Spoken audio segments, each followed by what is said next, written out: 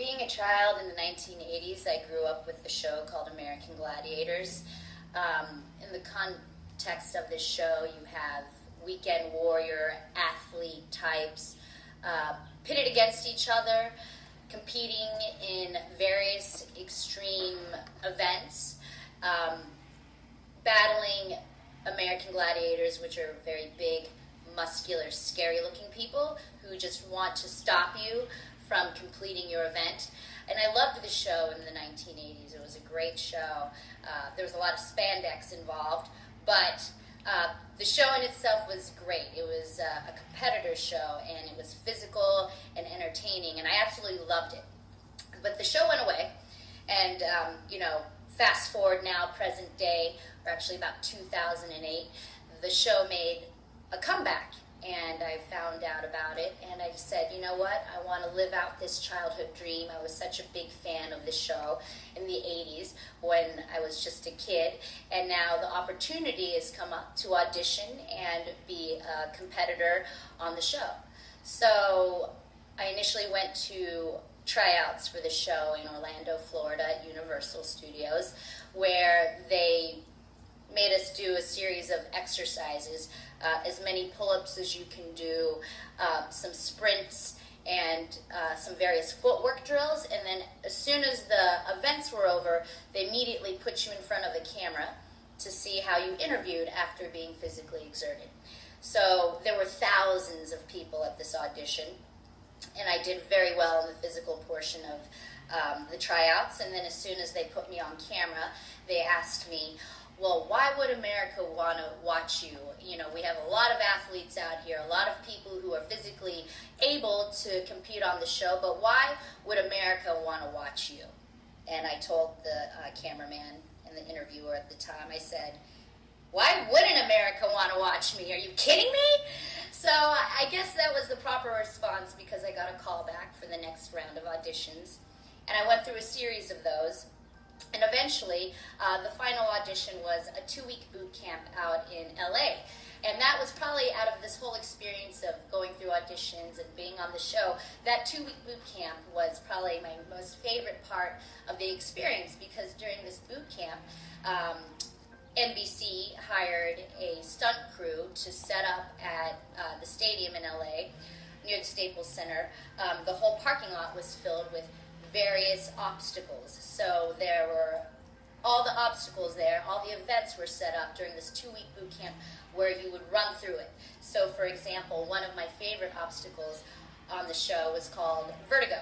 And on Vertigo, you had 50-foot sway poles, and these are very, very, they're not wide, circumference-wise poles that as you climb up them, they become very unstable and they start to sway. So one of the events, which this was my favorite event, you had to climb up this pole, and as you got higher on the pole, it started swaying in the breeze, and that was very scary because you're 50 feet up in the air. And then once you got to the top, there was like this 3-foot platform, which you had to grab onto and then put your body on top of, and then start swaying side to side, and then reach for the next pole, which was about 10 feet away, and then you would have to traverse about 5 poles and get to the end safely without plummeting to your death. You were harnessed in, but that fact that, you're up there 50 feet up in the air on a 3-foot platform, trying to jump to the next platform, swaying back and forth in the air, was really scary. There were lots of different events that we got to do, and we had to physically compete against each other for a spot on the show. One of the interesting things that they did with the show when they brought it back was they made it more Hollywood. So they wanted it, to be more up to date in regards to, this isn't just a straight sportsman show. There's this entertainment factor in it as well.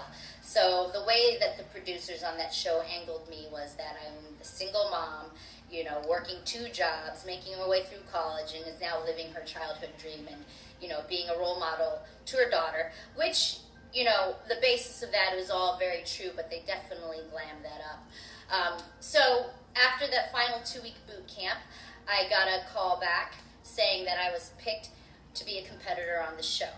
So basically, I flew back out to LA for filming of the show. And during the filming of the show, we were pitted up against each other, and I had to compete on national television. and it was just an amazing experience. It was unscripted, and it was totally mind-blowing that I was doing events that there was no other way that I'd be able to ever do these things. So I did end up winning my episode, which was the season premiere opener for the season, and it was very intense because the last event that they put you into is called the Eliminator, which is an obstacle course. Now, this obstacle course was the most extreme thing that I've done in regards to, well, besides boxing and fighting, one of the most extreme things that I've ever done physically. So you start off on a floating platform in a pool of water, and then all of a sudden you're standing there and they say 3, 2, 1, go, and then there's a huge wall of fire, a 50-foot wall of fire just appears in front of you, and you have to jump into the pool of water and swim underneath the fire. So you swim under the fire, and as you come up for air, there's a 100-foot cargo net awaiting you. So you climbed up this cargo net after being, under the water, hoping to come up and not get burned. And on top of that, my competitor, who I was running against, actually had a 5-second head start on me. However, at the end of the cargo net, I said, peace out, I'll see you at the finish line.